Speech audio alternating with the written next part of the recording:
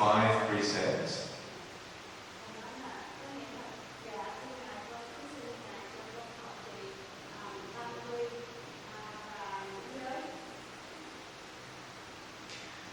Please give them to me by telling, and I will repeat compassionately.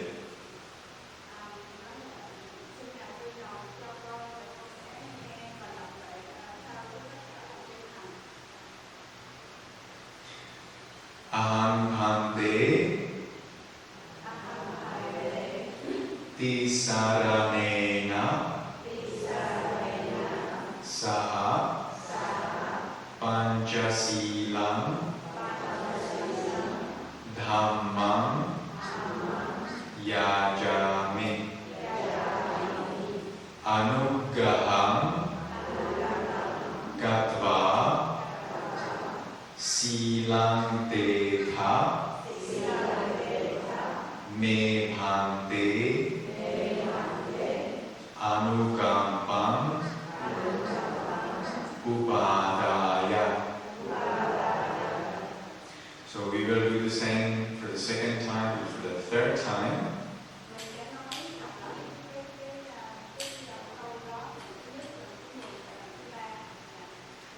Dutiyampi aham bhante tisaranena saha panchasilam dhammam yajami anugraham gatva silam tetha me bhante anukampam upadaya. Tatiyampi aham bhante tisaranena saha panchasilam dhammam yajami anugraham gatva silam tetha me bhante anukampam upadaya.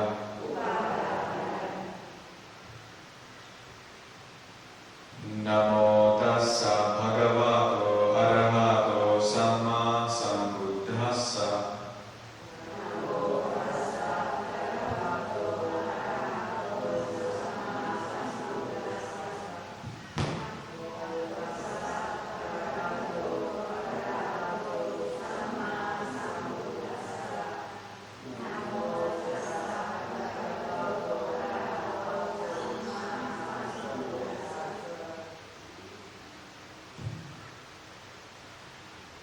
Buddhang saranang gacchami, dhammang saranang gacchami, sanghang saranang gacchami.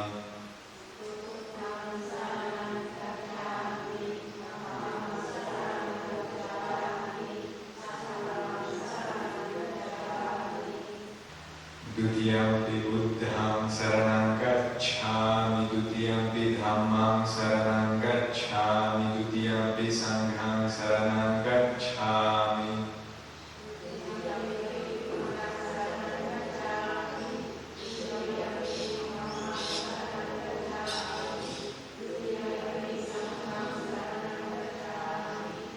Tatiyampi buddhang saranang gacchami, tatiyampi dhammang saranang gacchami, tatiyampi sanghang saranang gacchami.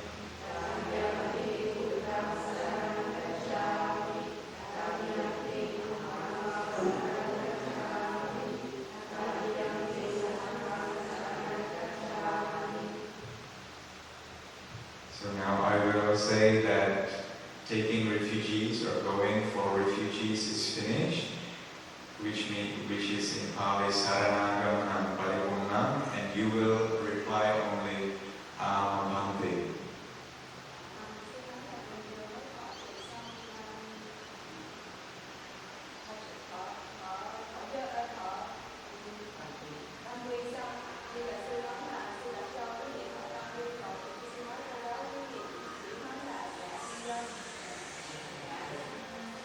Saranagamnam paripurnam. So now we will take the 5 precepts, and the 5 precepts should be followed always by every follower of the Buddha, but it's good for you to remind them every day.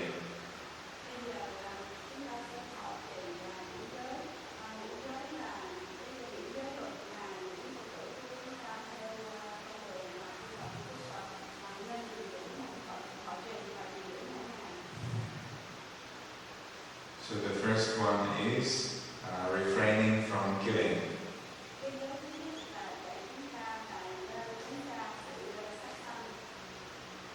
So I follow the precept of refraining from killing.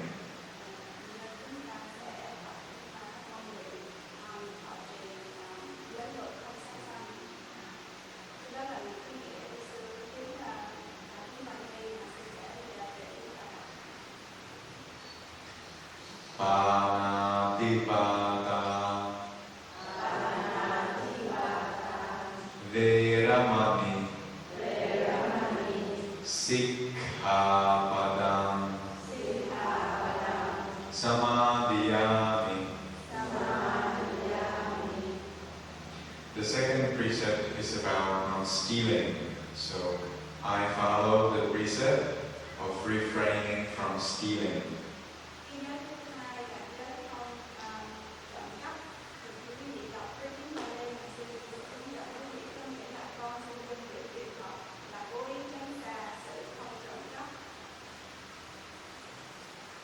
Adinadana,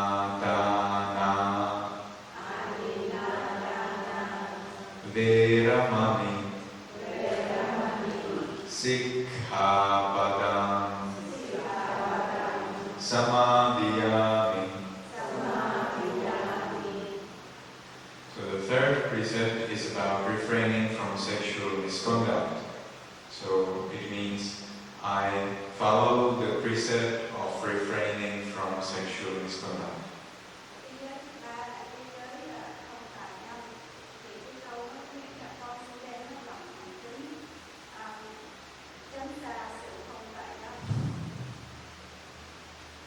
Kamesu, Micchācara, Veramani, Sikkhapadam,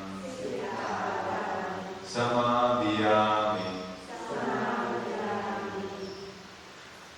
The next precept is about refraining from telling lies. So I follow the precept of refraining from telling lies.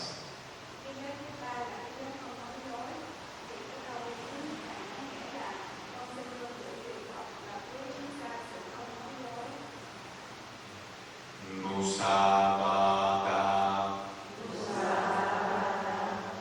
Veramani, Sikkhapadam, Samadhiyami. And the last precept is about refraining from alcohol and any intoxicants such as drugs. So I follow the precept of refraining from alcohol and intoxicants.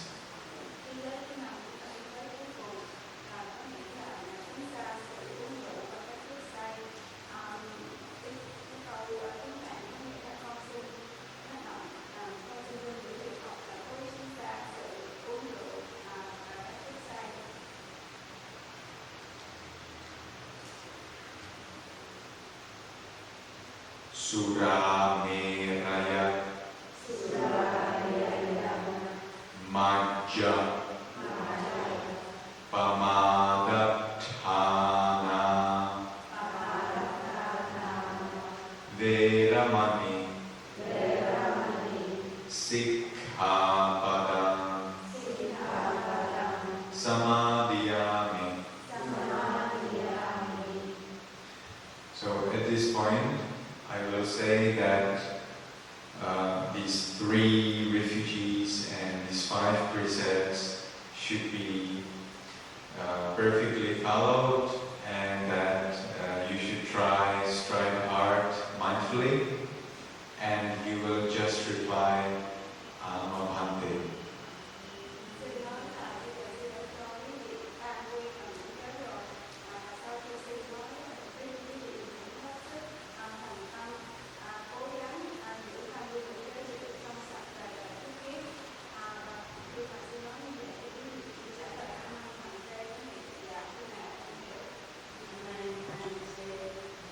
Tisaranena saddheng panchasilang dhammang sadhukang surakhitam gatva appamadena sampadetha.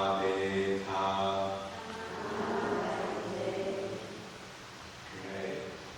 So the opening ceremony is finished.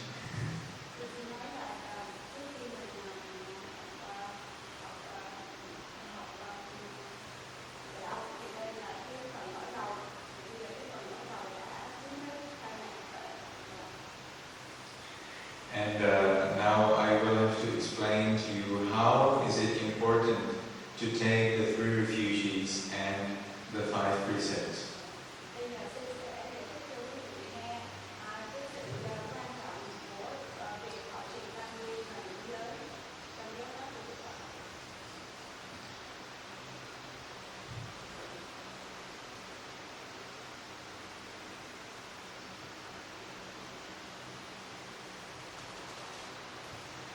When the prince Siddhartha Gautama, when he was a young prince, he enjoyed a lot of luxury in the royal palace.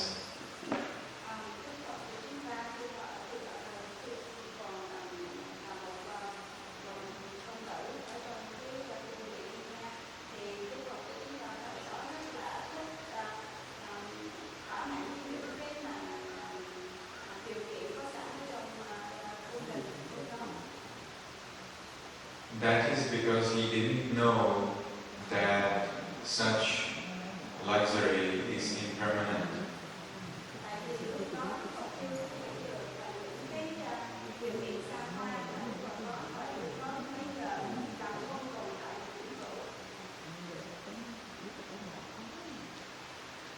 Later, when he saw a sick man, an old man, and a dead man, he realized that it is impermanent.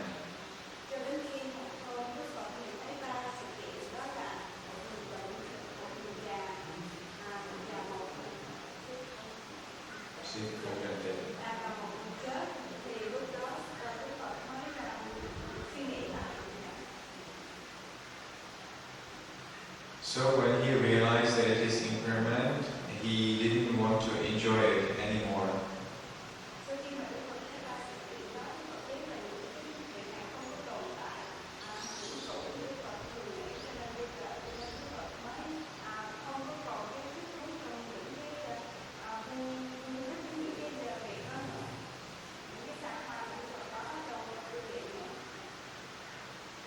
He wanted to find happiness which is eternal.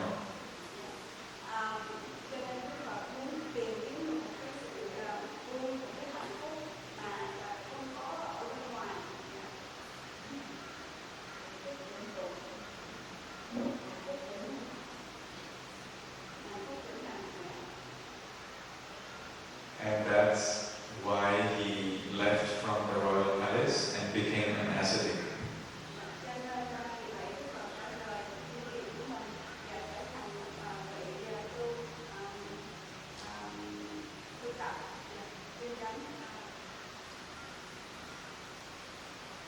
Then as an ascetic, he practiced very hard and he became a Buddha.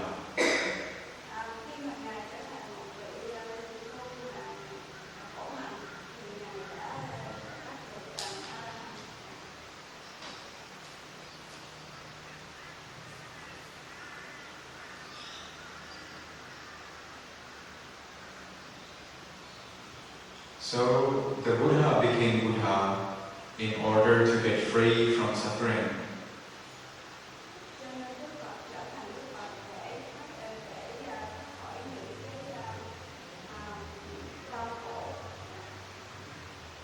When he became a Buddha, he thought, that what I have understood is too deep. Nobody will understand it. I will not teach it.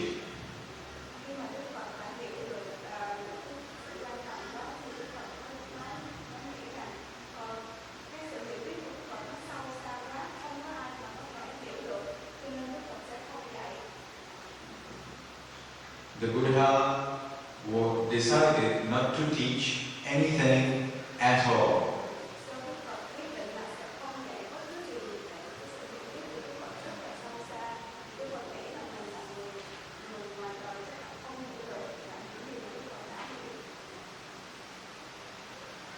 Does that mean that the Buddha is selfish?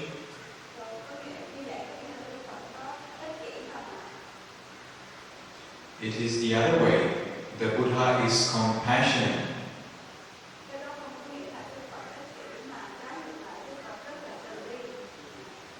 The Buddha doesn't have to teach anything. It's not his duty.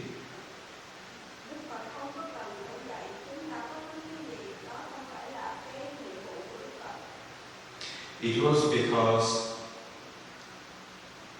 this is the nature of Buddhas that he is teaching, and because he is compassionate.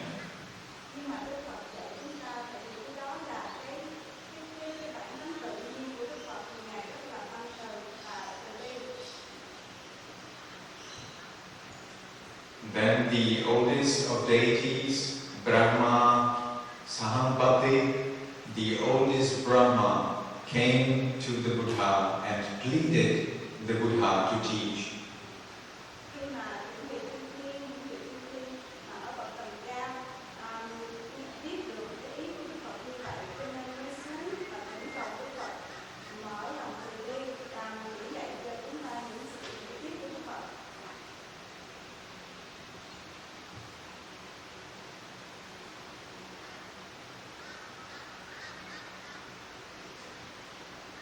Some people want to become a Buddha.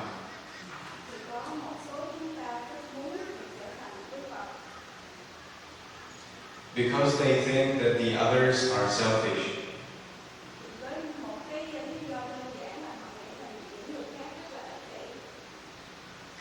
But the world doesn't work like that.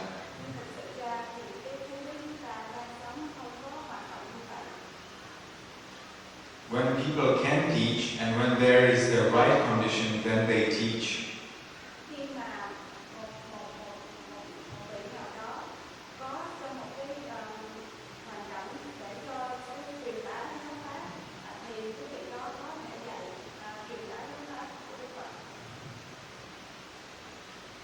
So because the Brahma Sahampati asked the Buddha to teach, and because the Buddha could teach, that's why the Buddha taught.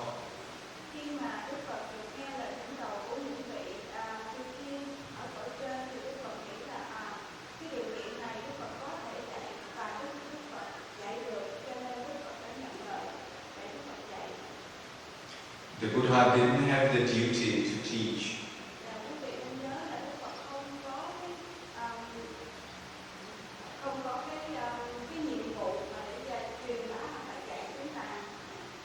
The Buddha would not lose his enlightenment if he didn't teach.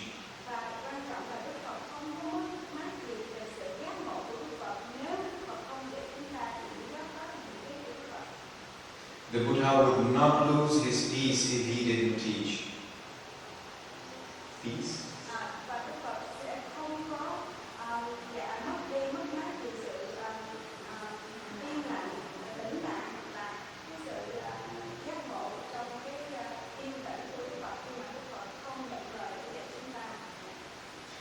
In the very beginning, actually, as a bodhisattva, he decided to be Buddha because of himself.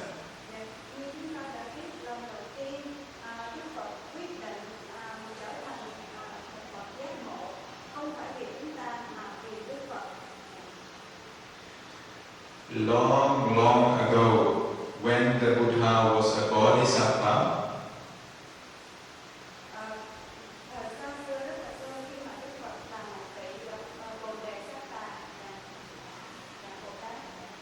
he was an ascetic called Sumedha.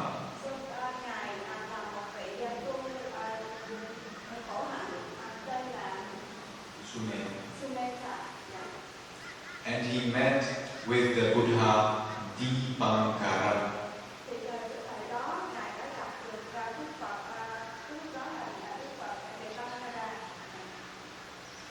Then, as the ascetic Sumedha saw the Buddha Dipankara, he didn't think, I want to be Buddha for the happiness of all beings.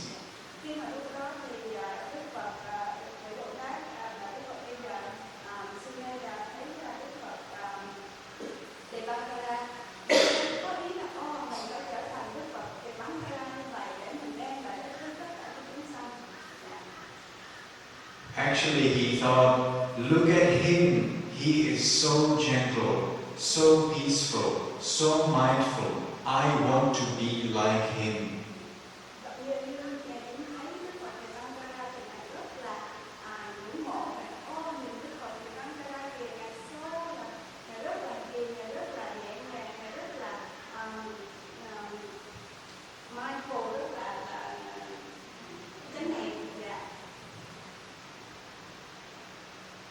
So when we meditate for ourselves only.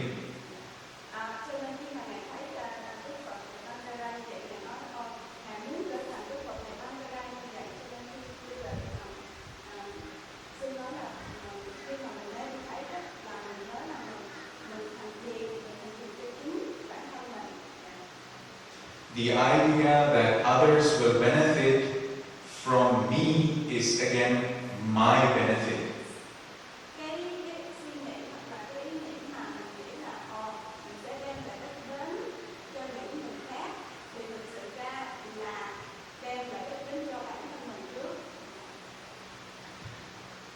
When a teacher has many students, that is because he has good karma for having good students.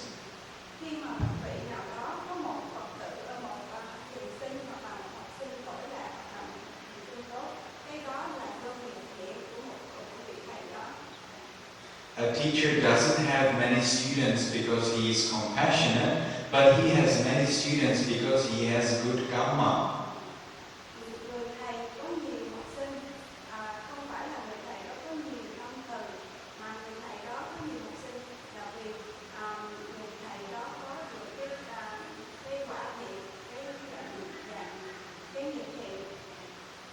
So it is entirely wrong to say that somebody tries to become enlightened selfishly.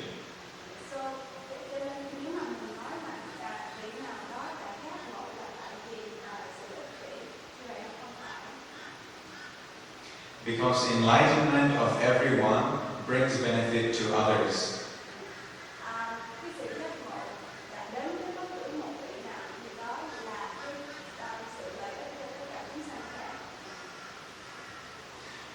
There are beings who are called self-enlightened Buddhas, Pajjeka Buddhas.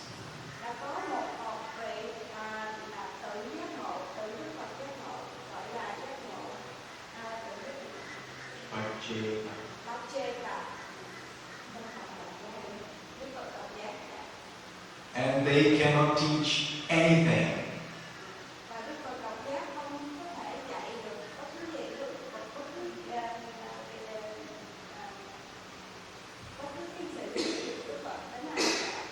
And still some people will say they are selfish.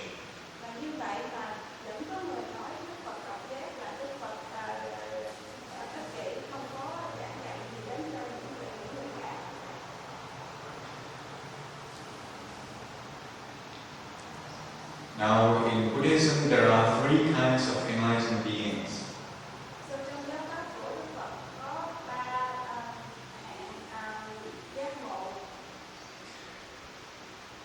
The student Buddha, then for oneself Buddha, and then the self, the entirely enlightened Buddha. Thì ba hạng vị giác ngộ là thứ nhất là học sinh hoặc là đệ tử học thầy giác ngộ. Cái hạng thứ hai là tự giác ngộ. Đồng giác là tự giác ngộ. Entirely enlightened. Đức Phật đã giác ngộ hoàn toàn. In Pali, they are called Savaka Buddha, Pajjeka Buddha, Samma Sambuddha. Trong cái Pali, ba hạng một đó được sư nói. So now suppose you all know how India looks like, right? Thưa quý vị, biết ra nước Ấn Độ nó như thế nào? Bây giờ cái bản đồ của nước Ấn Độ. Now suppose that you will ask an arahant, a Savaka Buddha, it's the same thing, an arahant to sit on the most northwestern edge of India. Thì bây giờ cái tưởng tượng quý vị thỉnh cầu một bậc ngồi ở trên phía đông bắc của nước bản đồ. And then you will ask another arahant to sit right next to him. Và bây giờ quý vị thỉnh cầu một vị arahant khác sẽ ngồi cạnh cái vị arahant mà ngồi ở trên phía đông bắc của nước Ấn Độ. And then you will ask another arahant to sit right next to them. Rồi quý vị thỉnh một vị arahant khác ngồi kế cái vị arahant thứ hai, cái vị arahant ngồi cạnh cái vị arahant thứ nhất ngay chỗ ban đầu. And then you will ask many arahants to sit right next to one another in such a way that they completely fill whole the land of India. Thì cứ như vậy quý vị cứ thỉnh cầu vị arahant khác, vị arahant ngồi kế tiếp nhau như vậy và để đầy ắp hết tất cả nước Ấn Độ. How many arahants will they be? Như vậy thì bao nhiêu cái vị arahant quý vị mời được để lấp đầy hết tất cả nước Ấn Độ? They could be a million, a billions of arahants. Như vậy để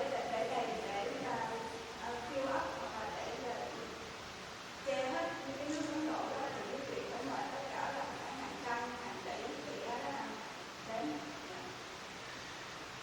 And our scriptures say that one Pajjeka Buddha, qualities of one Pajjeka Buddha, surpass the qualities of all those arahants together. Thì nếu mà mình chỉ có một vị Phật thôi, một vị Phật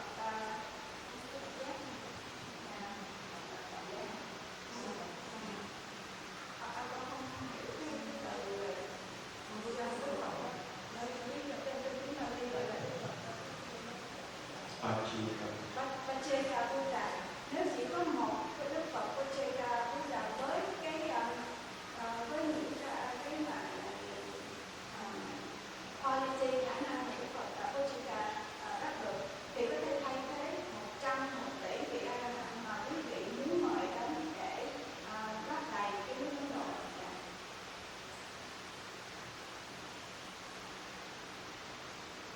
And still, arahant is the one who teaches, and Pajjeka Buddha is the one who doesn't teach. Như vậy đó, nhưng mà vị arahant là vị mà truyền bá dạy dạy giáo pháp của Đức Phật là những sự trực tiếp của Ngài với chúng ta, nhưng mà Đức Phật Pajjeka sẽ không để chúng ta. Then how can somebody say that an arahant is selfish? Nếu mà như vậy thì sao chúng ta có thể nói rằng là Ngài, một vị đắc arahant, là một vị đắc kỷ không dạy chúng ta những gì hết? Now suppose that you ask one Pajjeka Buddha to sit at the most northeastern edge of India. Và bây giờ quý vị cứ tưởng tượng là quý vị thỉnh cầu thỉnh mời một Đức Phật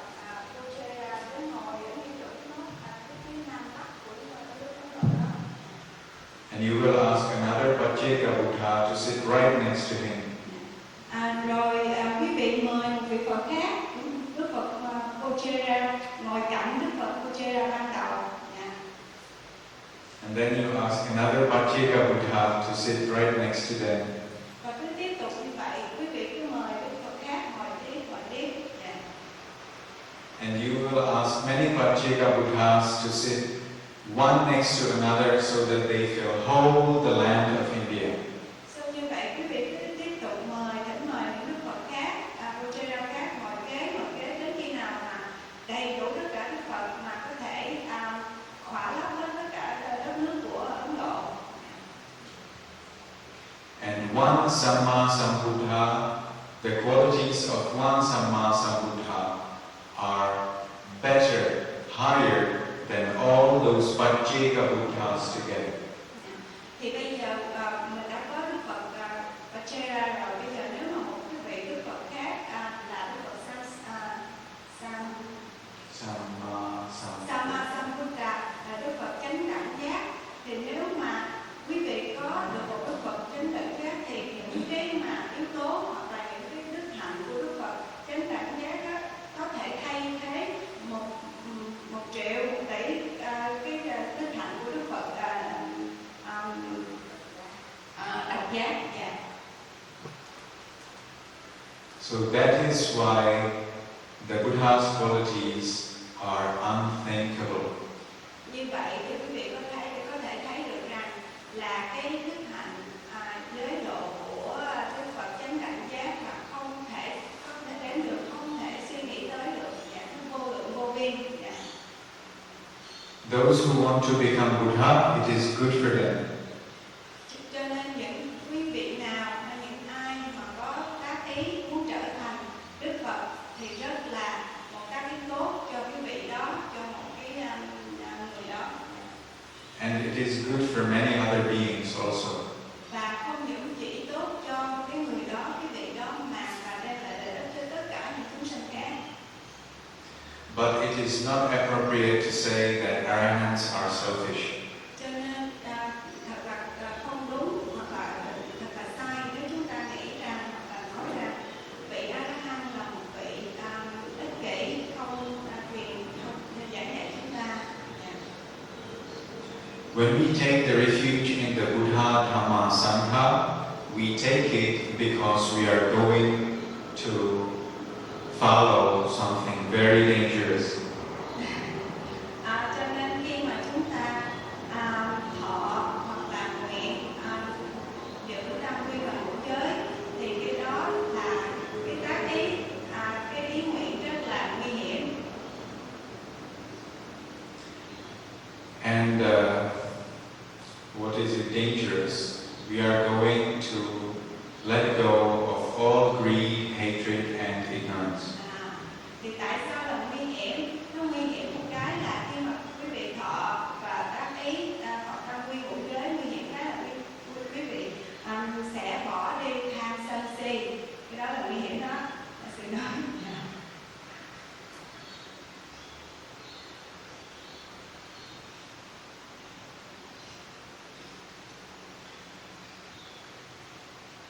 It is not easy to let go of greed, hatred, and ignorance. Thì như quý vị biết, nó không có đơn giản để bỏ tham sân si. And to follow the path, one thing that we need most is faith. Thì để có được cái đó và chỉ có một con đường mà chúng ta có thể đạt được, đó là đi theo cái sự tin tưởng.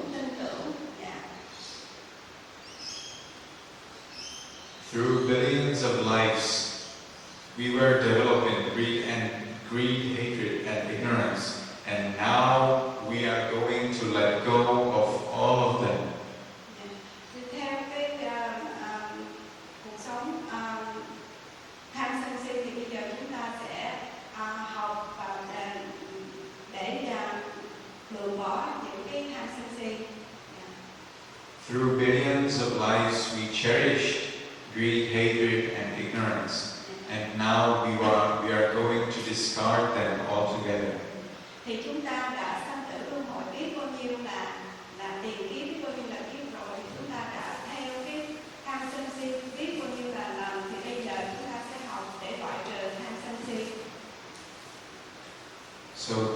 very difficult. Như vậy thì nó rất là khó.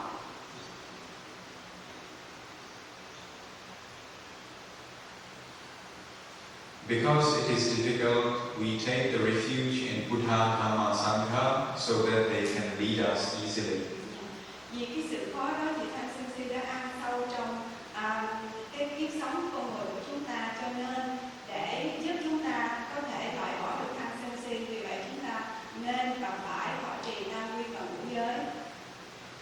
So later, when our defilements arise, when doubts arise, when worry arises, we can remember the Buddha is my refuge, Dhamma is my refuge, Sangha is my refuge. Cho nên để khi những lúc nào đó hoặc trong cái thời khắc nào trong cuộc sống chúng ta những cái buồn, những cái những cái lo lắng, những cái nghi ngờ, những cái nỗi mà lo sợ, những cái tham sân si nào đó mà nó dấy lên, thì quý vị nên nhớ tới là chúng ta đã thọ trì tam quy, chúng ta đã có Đức Phật là nơi chúng ta nương nhờ, chúng ta có Pháp là nơi chúng ta nương nhờ, chúng ta có Tăng là nơi chúng ta nương nhờ.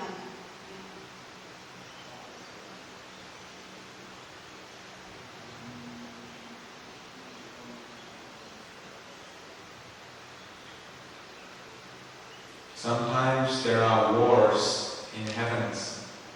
Thỉnh thoảng có những cái cuộc chiến tranh xảy ra trên thiên đàng. The king of gods, Satka, is waging war against Asuras, the ugly deities. Thì cái vị trời, vị vua tiểu trời, vị chư thiên Satka, vị trời Satka, có lúc đã gây chiến với vị chư thiên Asura, vị chư thiên Asura. And then when this has to happen, Satka admonishes his armies. He says, if you are afraid, look at my banner. Khi mà cái sự tranh đấu nó xảy ra, vua trời Satka đọ chiến với lại vị chư thiên đó, thì vị vua trời Satka nói hãy nhìn những cái tấm băng rôn của tôi. Or look at the banner of the other leading deities. Hay là nhìn những cái băng rôn của những cái vị chư thiên khác. When you look at that banner, at their banner, your fear will disappear. Khi mà những vị đó nhìn thấy những cái băng rôn đó thì cái sự sợ hãi đều tan biến hết. And the Buddha then says, when those deities look at that banner, maybe their fear will disappear, and maybe it will not disappear. So, Đức Phật nói khi mà những cái vị chư thiên nó nhìn cái bản con rôn đó thì nói nguyện là sẽ những cái sự sợ hãi của họ tan biến, hoặc là những sự sợ hãi của họ sẽ không tan biến. And why is that? Như vậy thì tại sao? Because Satka and the other deities had greed, hatred, and ignorance. Vì vị vua trời Satka và những vị chư thiên đã có sự đồng ý vì không có thích sự vô minh. Therefore, the Buddha gives this advice to the monks. Cho nên Đức Phật đã có những lời chỉ dạy đến những vị tỳ khưu. As you are meditating in the forest, reflect on the qualities of me, the Dhamma, and Sangha. Lời khuyên của Đức Phật cho một vị tỳ khưu là nếu các vị tỳ khưu tu thiền ở trong những rừng rậm hoặc là trong rừng thì nên nghĩ đến cái phẩm chất của Đức Phật, của Pháp Bảo và của Tăng Bảo. If you reflect on the qualities of Buddha, Dhamma, Sangha, all your fear and worries will disappear. Khi mà những vị tỳ khưu liên tưởng suy nghĩ đến những phẩm chất của Đức Phật, của Pháp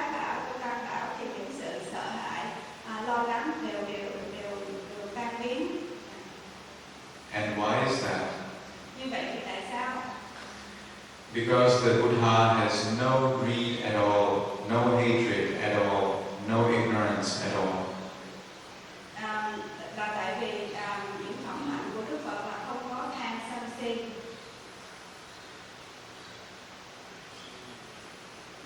So this is why we take the 3 refuges every day. Đó là lý do tại sao chúng ta phải nên thọ trì tam quy mỗi ngày. I take them before every meditation and after every meditation. Riêng bản thân của sư cũng thọ trì tam quy mỗi ngày trước khi xin hành thiền và sau khi xin hành thiền.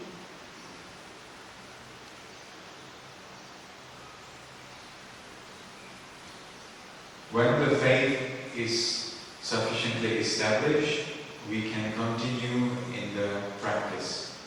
Khi mà cái đức tin của chúng ta đã tạo nên một cái căn bản trong người chúng ta rồi, thì lúc đó cũng là lúc mà chúng ta bắt đầu sự tu học của mình. The next step is generosity. Sau khi chúng ta đã thọ tam quy rồi thì cái phần thứ hai đó là sự tâm cái nhường thêm. Generosity is not just giving everything, but it's rather the ability to give.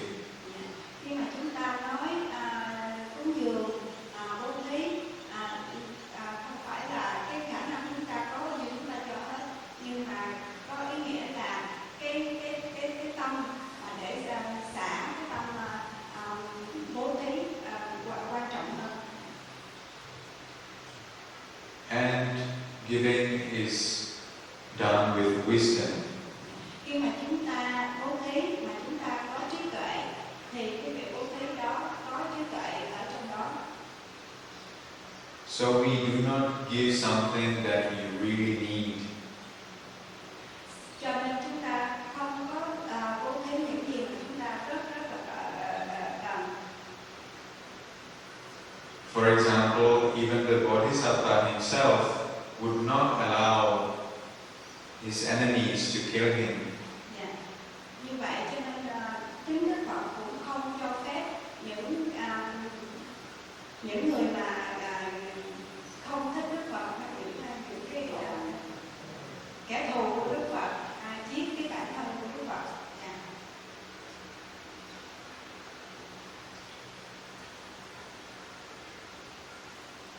One time, a crocodile's wife was pregnant. Một chuyện có một lần một con cá sấu cái đang có thai. And when a woman is pregnant, she has very strange tastes.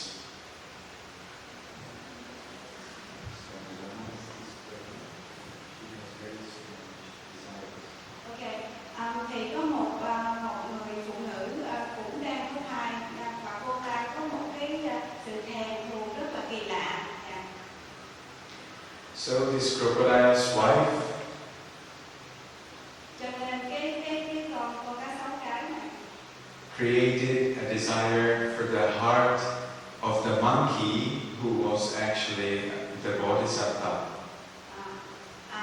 Cái con cá sấu này nó thèm cái trái tim của cái con khỉ mà cái con khỉ lúc đó là tiền thân của Đức Phật.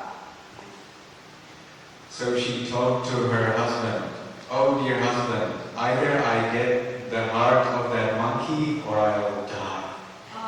Cho nên con cá sấu cái này nó mới nói với ông chồng là em rất muốn cái con ăn cái trái tim của con khỉ này, nếu mà không cho em thì em sẽ chết. So the crocodile told to her wife, "Okay, no problem. I will bring you that heart." Thì cái ông chồng thì thương vợ nó đừng có sợ, đừng có lo, anh sẽ đi kiếm cái tim này cho em. So the crocodile also knew where the monkey is jumping and at what time is he jumping, and he knew that the monkey will be jumping over a river at a certain time at a certain place. Thì cái con cá sấu chồng này biết được rõ những cái thời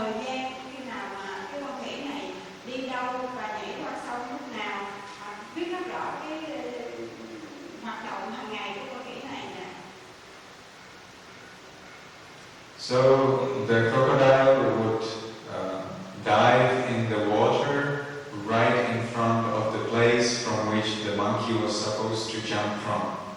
Cho nên cái con cá sấu chồng này mới đi đến chỗ mà cái con khỉ là Đức Phật ở cái chỗ cái bờ sông. But when the monkey came to that place, he wondered that the water is higher than previously. Khi mà cái con cá sấu này đến đó thì cái mực nước của cái sông nó dâng cao hơn bình thường. So he realized that it's a crocodile and he asked the crocodile.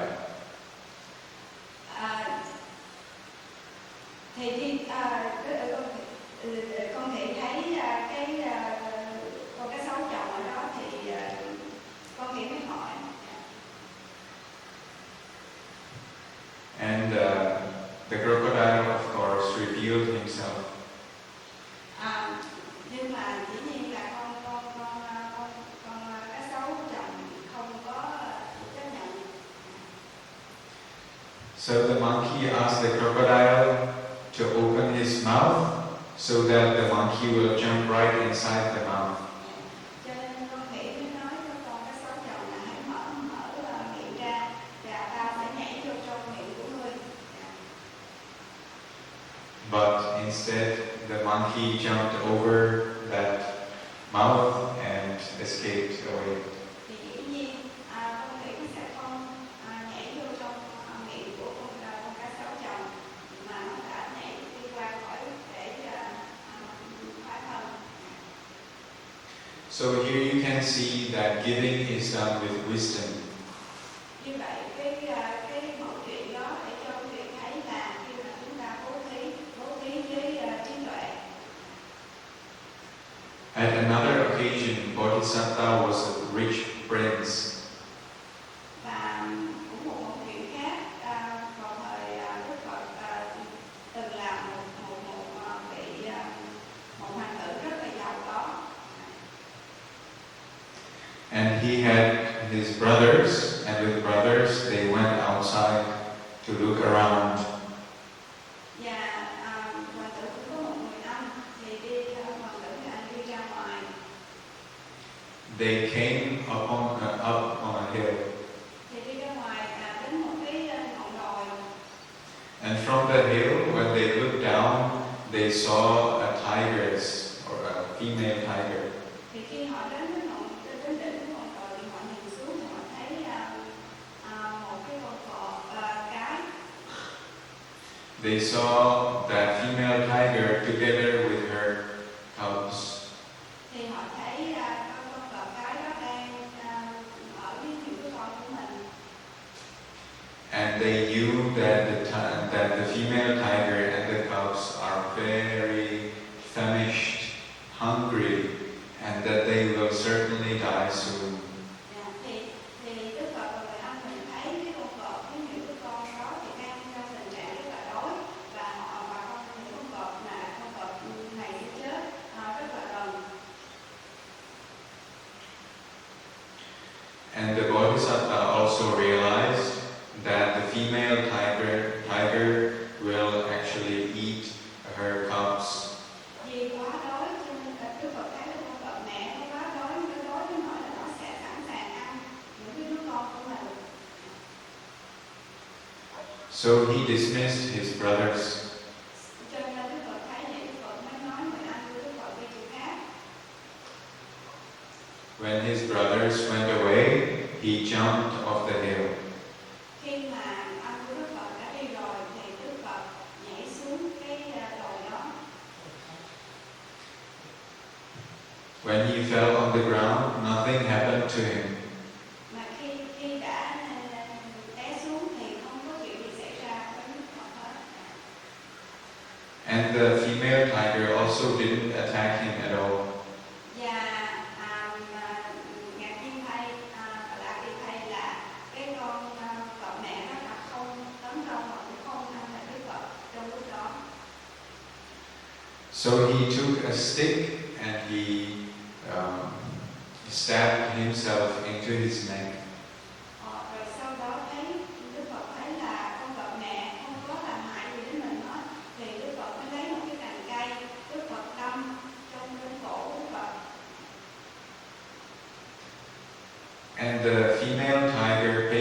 waited until he died. Mặc dù đói nhưng mà con vật mẹ vẫn chờ đợi kiên nhẫn cho đến khi mà Đức Phật đã thật sự chết. Only when the female tiger saw that the bodhisattva is completely dead, she ate him. Cho đến khi mà con vật mẹ thấy Đức Phật hay là Bồ Tát chỉ là ta lúc đó đã thật sự chết rồi thì con vật mẹ nó mới đến ăn Đức Phật, Đức Bồ Tát. So again, you can see that giving is done with wisdom. Đây là một ví dụ thứ hai để cho quý vị thấy là khi cúng dường với bố thí với một cái trí tuệ. So if I have something that is not mine, of course I also do not give that. Cho nên nếu mà sư có cái gì đó mà không thuộc của sư thì sư sẽ không cho. Something that is borrowed or something that was received on debt and the debt is not paid yet. Nên khi mà những cái gì mà sư mượn như là cái sự chết thì sư cũng không Borrowed or something on debt. khi mà những gì mà sư mượn hoặc là sư nợ thì sư sẽ Even if you take something on a loan and you haven't given it yet, of course you can give the thing to somebody else. sư nói là ví dụ những gì mà sư hoặc là quý vị mượn hoặc là quý vị nợ ai đó mà quý vị chưa trả thì quý vị cũng không thể đem cho bất cứ một người nào khác. Because then instead of giving somebody something, you would conferring on them your debt. Nếu mà quý vị cho cái người nào đó gì mà không sở hữu của quý vị thì thực sự ra là quý vị đang nợ. Giving is done first with the happy, joyful willingness to give. Khi mà quý vị bố thí thì quý vị phải có cái sự vui vẻ, cái sự hoan hỷ trước cái sự bố thí. During preparation of the gift, as well as during the giving, during the time of giving itself. Sau khi mà cái việc bố thí thì nó có ba giai đoạn. Giai đoạn thứ nhất là trước khi bố thí, đang bố thí và sau khi bố thí. Trong ba giai đoạn này thì quý vị nên có sự hoan hỷ và sự muốn bố thí. And after the gift, there should be joyfulness that the gift was done. Và sau khi quý vị đã bố thí rồi thì quý vị nên hoan hỷ cái sự bố thí mà quý vị đã làm. A gift, when it is given, it should be done with something that is valuable and with something that may be useful. Khi mà quý vị bố thí thì quý vị nên bố thí những vật thí mà có ích, có lợi cho cái sự bố thí cho mình và cho người khác. It is done respectfully by both hands. Khi bố thí thì quý vị phải bố thí với sự kính cẩn bằng hai tay. It is done with the clear understanding of the Kamma that is created with it. Khi mà quý vị bố thí thì quý vị cũng nên hiểu được cái tạo tác nghiệp, cái nghiệp của việc làm của quý vị là cái sự bố thí. So if somebody is giving a gift of small value, they know that the consequence will be large. And those who are giving a gift of large value, they know that the consequence will be extremely large. Khi mà quý vị bố thí với một vật thí nhỏ thôi, nhưng mà nếu quý vị biết được cái ý nghĩa của việc bố thí và mang nghĩ của việc bố thí thì cái vật bố thí nhỏ sẽ đem lại cái nghiệp rất là lớn hoặc là cái nghiệp rất là lớn cho quý vị. Và nếu mà quý vị bố thí với một vật rất là lớn hoặc một cái việc thí rất là lớn mà cũng biết được các ý và cái nghiệp của việc bố thí thì cái sự bố thí Suppose that you have lunch.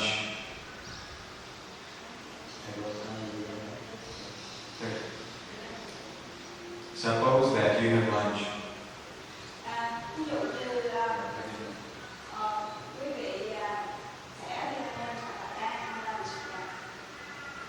And you get your favorite sweets, dessert. Và quý vị sẽ có một cái khẩu phần ăn tráng miệng rất là ngon, cái gì đó quý vị rất là thích. And your friend next to you doesn't get that dessert. Và một người chiến hữu của quý vị hoặc bạn hữu của quý vị ở đây là không có cái món đó. But you know or you suspect that maybe they like that dessert. Nhưng mà quý vị biết được cái tâm của người đó, các bạn đó là rất muốn cái món tráng miệng của quý vị. So no generosity is if you don't give him anything. Dĩ nhiên nếu không có cái tâm bố thí thì quý vị sẽ không cho một món nào hết. Poor generosity is if you give him half of your dessert. Nếu mà quý vị cho thì quý vị cho nửa thôi. Imperfect generosity is if you give him 9/10 of your dessert. Thì cái mặt đầu tiên là cái cho lại cái sự bố thí hơi ích kỷ giúp thêm một nửa. Rồi cái phần thứ hai có thể mình suy nghĩ cho nó tâm lời nó giảm cái rộng lớn cho 90% cái phần khẩu phần ăn của quý vị. And true complete generosity is if you give him all of your dessert. Và cái bố thí cuối cùng là cái bố thí cao thượng là quý vị cho hết cái phần ăn tráng miệng của quý vị.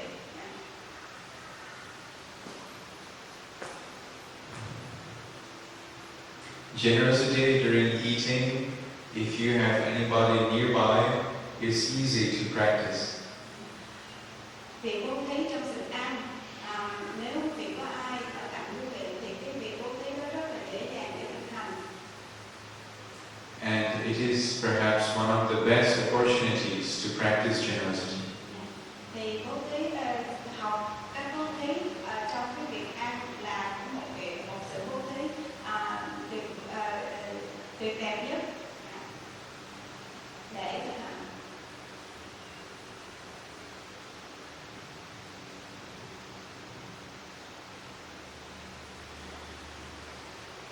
But of course, in other cases also, if you see that somebody needs something and you have it and you don't need it really you do not need it for life, then of course it is necessary to practice generosity.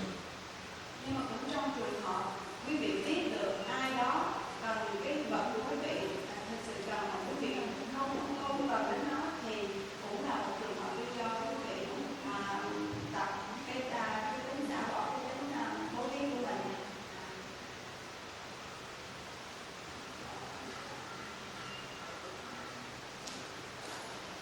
One time I lived in a Sri Lankan monastery.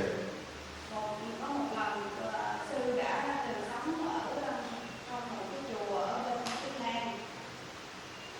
And my friend from Burma was coming to stay there. Và bạn của sư thì ở bên Miến Điện cũng đến đó ở chung với sư. Although I say friend, I never saw him before, I never spoke with him before. Mặc dù là sư nói bạn, nhưng mà sư chưa có từng biết về sư là một vị này và cũng chưa có nói chuyện. And because they don't know Sinhalese, I was arranging the place for them to stay there. Giờ thì vị này ở Miến Điện cho nên vị không có nói được tiếng bản xứ, đó là tiếng Việt Nam, cho nên sư đã giúp đỡ sắp xếp nơi ở cho vị này. So he came to the monastery and we were preparing a room for him. Khi mà vị này đến chùa thì sư đã những người ở chùa đó đã chuẩn bị một phòng cho vị này.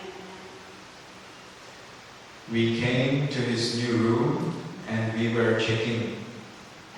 Khi mà vị này đến thì sư tự những người khác đến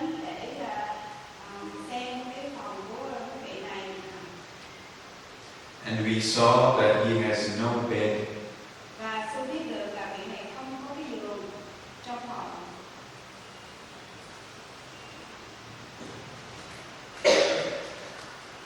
And I knew that I have a bed. Và sư biết là sư có một cái giường. So I ran to my room and I brought him my bed. So sư liền chạy đến phòng của sư và sư đưa cái giường của sư cho cái vị này. It has been around 8 years ago. Thì cái chuyện này nó xảy ra 8 năm về trước. Since then, I don't sleep on bed. Và từ đó sư đã không ngủ trên giường nữa. When it is possible to give, and you know that it is not important for your life, it is necessary to give. Khi mà đã có điều kiện để bố thí và quý vị thấy được cái việc đó không có cần cho quý vị trong cuộc sống quý vị thì quý vị nên bố thí. This is the first step for eliminating, on the way to eliminate greed, hatred, and ignorance. Thì bố thí là cái bước đầu tiên để cho quý vị tập từ bỏ tham sân si. And why is that? Because we eliminate the ignorance about the idea of self. Thì tại sao như vậy? Nói như vậy là tại vì đây là bước đầu tiên để cho quý vị bỏ được cái sự vô minh, quý vị gọi là tôi. We know that there is self, but we don't know that it is only an idea. Quý vị biết có tôi đó, nhưng mà nó thực sự chỉ là một khái niệm thôi. When we are giving, when we are practicing generosity, we realize that our possessions are not ours. Khi mà quý vị tập và thực hành bố thí thì quý vị sẽ nhận được cái gọi là sở hữu của mình. Nó chỉ là một cái khái niệm. So we see previously this was mine, now it is not mine anymore. Thì quý vị có thấy những cái gì đó mà quý vị gọi là của tôi thì bây giờ không phải là của tôi nữa. So we can realize that other things also are coming and going. Và do đó quý vị sẽ thấy được tất cả những vật xung quanh quý vị đến và đi. Not only the material possessions such as phone, computer, car, house, Không những chỉ những vật sở hữu của quý vị như là điện thoại, xe, nhà, but also this body. quan trọng là cái bản thân, cái thân của quý vị. Previously we were young, now we are older. Quý vị có thấy là cái thân này, cái trước của quý vị nó rất là trẻ, khỏe, bây giờ thì nó đã già. Previously we had young, smooth skin, now we have old, wrinkled skin. Nếu quý vị quán tưởng cái thân đẹp nhất là cái da của quý vị lúc trẻ, quý vị có cái da rất là mượt mà, nhưng mà bây giờ già thì cái da nó nhăn nheo. Previously we had strong, healthy muscles, now we have feeble, sick muscles. Nào như là những cái bắp cơ của quý vị, lúc quý vị còn nhỏ thì còn trẻ thì cái cơ bắp của quý vị rất là căng, mạnh, khỏe, nhưng mà bây giờ thì nó chảy, nó nhão. Previously we had powerful eyes and eyesight, now we need to wear glasses. Như mắt của chúng ta có trước thì mắt chúng ta nhìn thấy rõ, và bây giờ chúng ta phải mang kiến. So through generosity we realize that what comes, that goes. So qua việc thực tập bố thí, quý vị có thấy được các cái gì tới thì nó sẽ đi. And this all is the first step only on the way to eliminate greed, hatred, and ignorance. So đây chỉ là bước tập đầu tiên trong cái con đường mà chúng ta đi loại trừ tham sân si. You can imagine that generosity is like funds for building a house.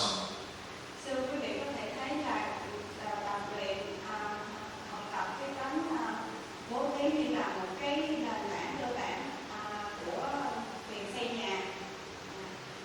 Funds, financial resources. Như là cái tiền, cái tài sản, cái tiền để cho quý vị xây dựng một căn nhà. Yeah. So if we want to have a house, financial resources are not enough. Nếu quý vị muốn xây nhà mà tài chính của quý vị không đủ, We will need to build it.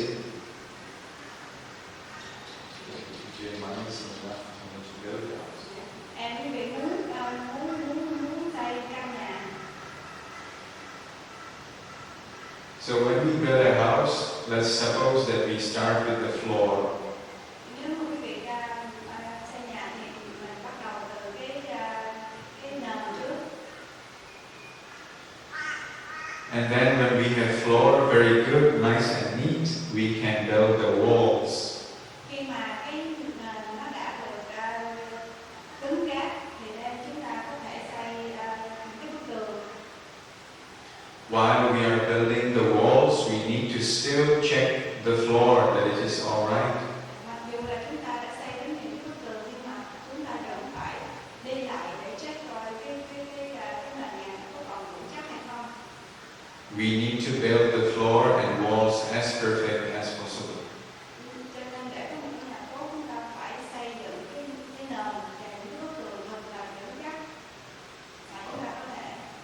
Only when the floor and the walls are really good, we can start building the roof. Khi mà cái nền và những bức tường nó thật sự vững chắc thì lúc đó là giai đoạn chúng ta xây cái mái nhà. And only when the roof is completely finished, we have received a house and the safety. Khi mà chúng ta đã có cái mái rồi thì lúc đó là chúng ta đã có một căn nhà hoàn hảo. So in our practice, virtue, following the precepts very strictly, very correctly, very conscientiously, is like building the floor. So trong cái sự thực tập của chúng ta khi mà chúng ta duy trì sự gìn giữ cái giới và cái luật giống như là chúng ta đang xây dựng cái nền tảng của căn nhà, cái nền của căn nhà. So according to our foundations of virtue, we will be successful in samatha, the concentration meditation. Khi mà chúng ta đã có được giới luật vững chắc thì chúng ta sẽ có được một cái sự hành thiền gọi là hành thiền samatha. And then if the virtue and samatha meditation are really well progressed, really pure, then we can start vipassana meditation. Thì khi mà quý vị đã có thiền samatha là thiền định rất là vững chắc rồi đó, thì lúc đó chúng ta sẽ tiến tới thiền vipassana là thiền quán. And then only when the virtue, samatha and vipassana are excellent and perfect, then we have attained the safety from greed, hatred and ignorance. Khi mà quý vị đã có được thiền định, thiền quán rất là vững chắc rồi, thì lúc đó quý vị đã ở trong một cái nơi an toàn. So that's why generosity, so that's why the refugees, generosity and virtue are the very basis of meditation. Do đó thọ trì tam quy của giới và giới luật rất là quan trọng cho việc và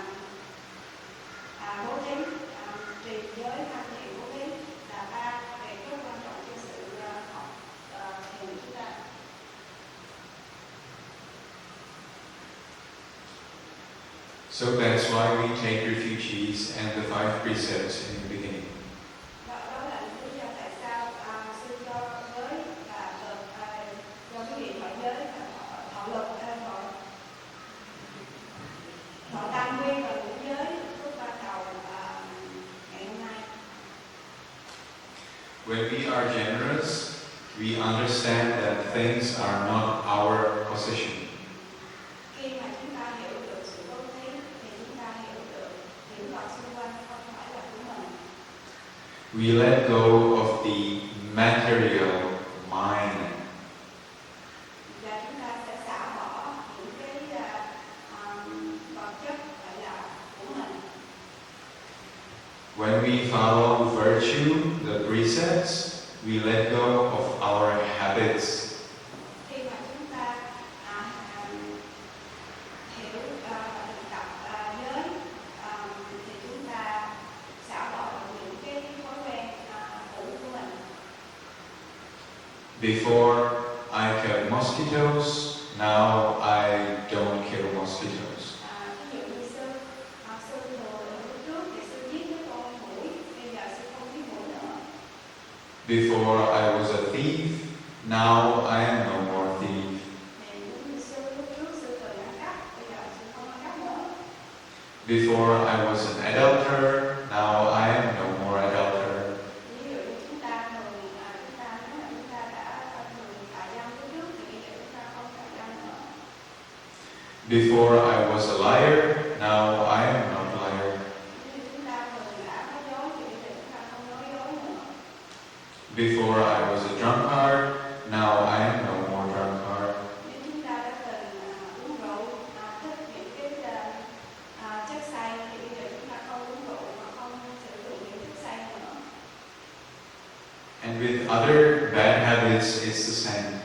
Và giống như những cái thói quen xấu nào đó thì cũng giống như vậy thôi. So if somebody is a smoker and they stop smoking, they reflect.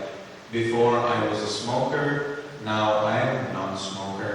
Giống như những người hút thuốc thì họ có thể phát hiện lúc trước mình hút thuốc, bây giờ mình không hút thuốc nữa. So here you can see those who follow virtue, they are letting go of bad habits and therefore understand that me is relative. So những quý vị nào mà tập luyện giới luật, giới luật thì quý vị sẽ có được cái tôi của mình. So if I was previously a liar and now I am a truth speaker, then who am I? Am I a liar? I'm not a liar because I'm no more a liar. Am I a truth speaker? I am not a truth speaker because before I was not a truth speaker. Cho một ví dụ như lúc trước quý vị nói là quý vị là người nói dối, và bây giờ quý vị là người chân thật. Vậy thì ai là người nói dối lúc trước? So we can see that this I, me, is changing.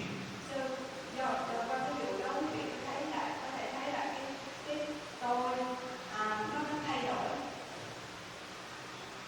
So some people think I cannot meditate. So có một số quý vị sẽ suy nghĩ là tôi không có hành thiền được. So what will they say when they learn to meditate? So như vậy thì cái người đó sẽ nói như thế nào khi mà họ học được cách hành thiền?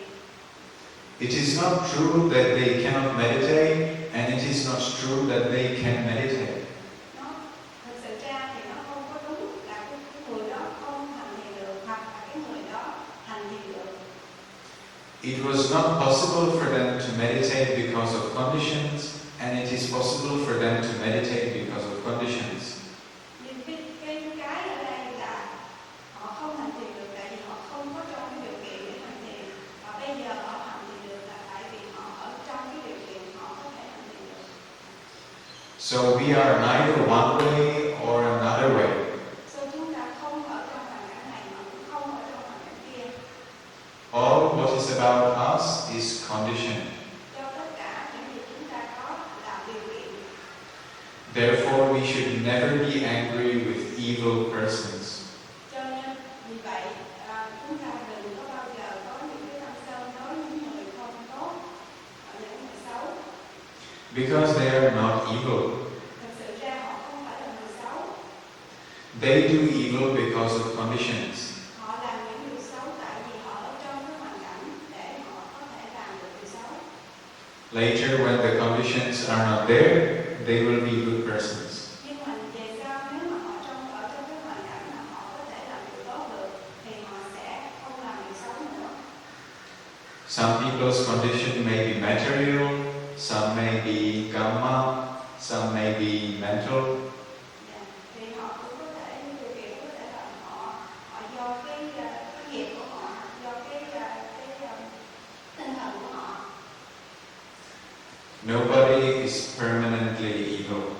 Không có ai mà mãi mãi hoàn toàn là người xấu. But those who attain enlightenment, they are permanently good. Nhưng ai mà đã giác ngộ được thì họ vĩnh cửu vĩnh viễn là người tốt. Why is that? Tại sao như vậy? Because the conditions for evil are totally eradicated. Tại vì ở cái đó thì điều kiện để cho làm xấu nó không còn nữa, đã bị được loại trừ vĩnh viễn. Therefore, we practice meditation to eradicate those conditions for evil. Do đó chúng ta học cách hành thiền, thực tập thiền để loại trừ những cái điều kiện mà có thể cho chúng ta làm những điều bất thiện. And we realize that anytime we can change for better. Và chúng ta có thể thấy được rằng bất cứ cái thời điểm nào chúng ta cũng có thể thay đổi trở thành người tốt hơn. So with virtue, we let go of the habitual mind, of the habitual me. So với luật để cho chúng ta loại trừ cái tôi và ta. And then Là sao? with meditation, we learn to let go of this body and this mind. So để và việc hành thiền sẽ để cho chúng ta loại trừ được cái thân này và cái tôi. So we let go of the craving and clinging for this body and of the craving and clinging for this mind. Thì nó giúp cho chúng ta loại trừ được cái sự ham muốn về cái thân xác này và cái tôi. As we meditate on the body, we realize this body is not mine. Nếu chúng ta hành thiền về cái thân của chúng ta sẽ thấy được rằng cái thân này không phải của mình. This body is always changing. Và chúng ta sẽ thấy được rằng, nhận ra được rằng cái thân này nó luôn thay đổi. This body cannot bring me permanent satisfaction. Cái thân này không bao giờ đem lại cho chúng ta một cái sự thỏa đáng, thỏa thích mãi mãi. I have no control over this body. Và chúng ta không có điều khiển được cái thân này. As we meditate on the mind, we realize that the mind is not ours. Khi mà chúng ta thiền về cái tâm thì chúng ta cũng thấy cái tâm này cũng không phải của mình. The mind is always changing. Chúng ta cũng thấy là cái tâm này nó rất thay đổi. The mind cannot bring me any permanent satisfaction. Và cái tâm này nó cũng không có đem đến cho chúng ta một cái sự thỏa thích nào mà vĩnh cửu hết. And the mind and I have no control over the mind. Và cũng giống như cái thân chúng ta không thể điều khiển cái thân được. And when we see that neither the body nor the mind are ours, we realize that self was only an idea. Khi mà chúng ta thì chúng ta thấy cái tâm và cái thân là của chúng ta thì chúng ta thấy lúc đó nó chỉ là một cái khái niệm thôi. And when we realize that they were just idea, we let go of that idea. Khi mà chúng ta nhận ra được cái tâm này chỉ là một cái khái niệm thì chúng ta có thể bỏ xả bỏ. We abandon that idea. Và chúng ta loại trừ cái ý nghĩa đó. And when that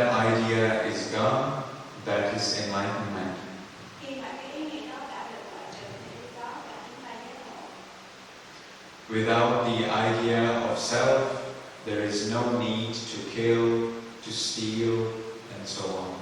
Khi mà chúng ta đã nhận thức được không có cái tôi, thì những cái ý nghĩ như là cái thói quen như là trộm cắp, nói dối đều được loại trừ hết.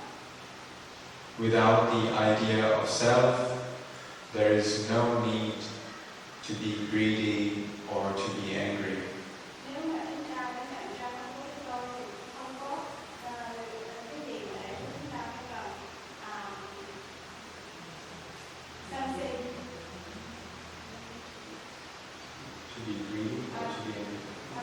tham sân, không có cần sự tham sân để không nên tham sân. So here we can see that the ultimate goal of the path is to realize the truth as it is. So như vậy chúng ta có thể thấy được con người tối thượng của con người này là để nhận thức được. We do not convince ourselves of anything. Và chúng ta không thể thuyết phục chúng ta là bất cứ cái gì. We do not believe anybody. Và chúng ta không tin là bất cứ ai. We are strictly scientific. Chúng ta đi theo cái khoa học, Objectively observing whatever happens. và chỉ chuyên cần quan sát những gì đang xảy ra. We entirely abandon all our assumptions and just let ourselves learn. Và chúng ta sẽ loại trừ hết những cái giả thuyết và để chúng ta chỉ có thực tập thôi.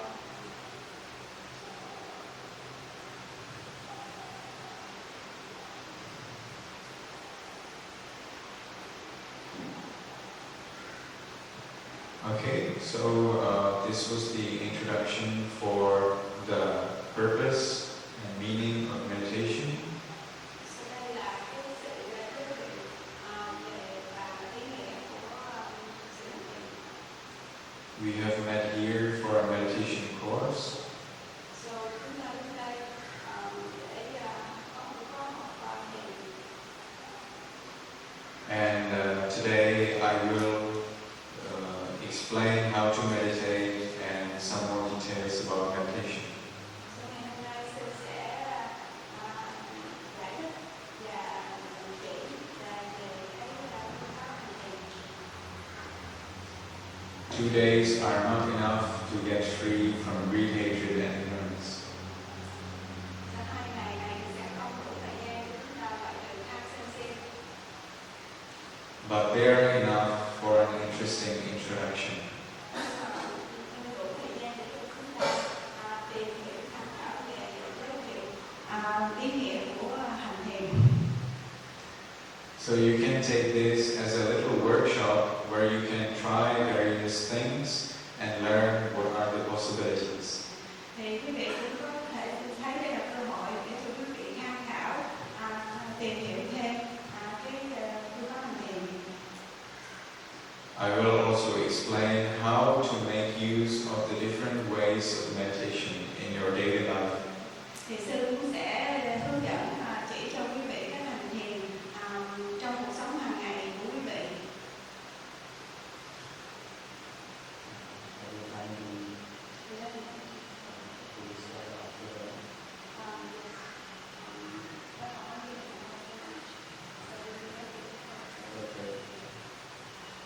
So now, because our time is up, we will begin again at 12:30.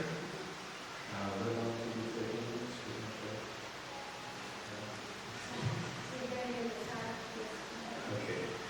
So we will meet again at 12:30, and we will start with meditation on loving kindness, and that also will need some long introduction. So you can have your tasty, delicious lunch, enjoy it, and then when we meet again at 12:30,